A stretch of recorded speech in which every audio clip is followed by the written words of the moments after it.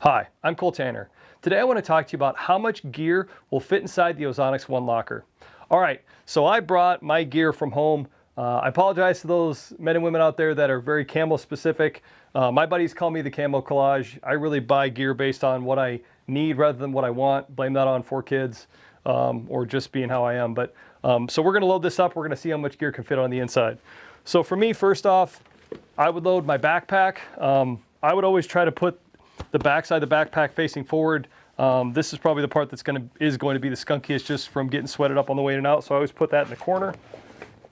And then from there, my boots, like you said, and the bottom of the one locker, you could at least get 3 to 4 pairs of boots. I usually put my boots just right here in this corner. And just for today, I just have 1 pair with me. All right, from there, I'm going to have my safety harness. So my hunter safety system harness, I always put that in the left-hand corner. And then from there, I go to my outer layers, jacket, a vest. You'll see as I'm working through this stuff, one of the cool things is the locker comes with these little S-hooks. It comes with a dozen of them. So that works great for your hat and can work great for your garments as well. What I like to do to try to get more gear on the inside is I just use normal clothes hangers. You can really stack a lot more gear in there and it just works great for me. So from there, like I said, we already loaded my backpack and sometimes I'm just connecting my Ozonics onto my backpack, but other times I'm using my Kinetic Pack. So we're gonna have that in here as well. And then from there, on the inside of the locker, there's actually 2 hanging racks. It looks a lot like this. There's 2 sections.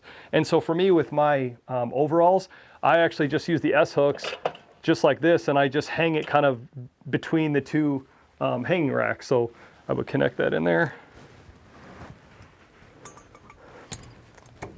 And then from there we go to my base layers. So these are all my tops, whether that's, some Polartec stuff, some merino wool, my hex suit, a vest, and I always put that just off the middle.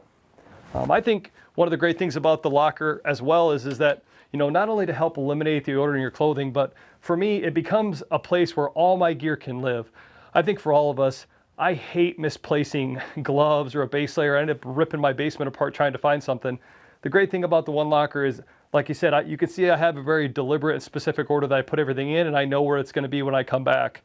So from there, we go to my lower base layer. So I've got my hex suit again, some more base layers, a pair of pants, and I always put those on the right side.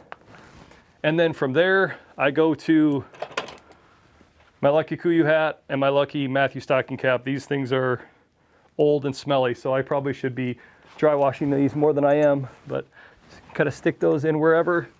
And then from there, again, really taking advantage of those S-hooks. My gloves have got little loops for something like that, so I just hook them right on there, kind of stick them where they fit.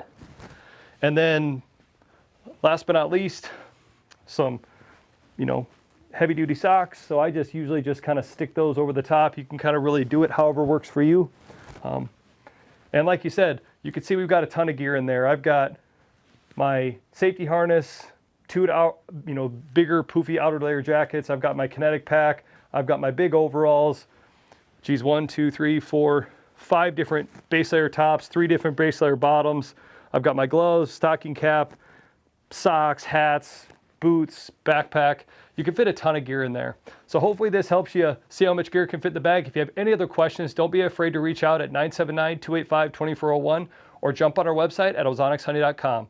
Thanks again and good luck out there.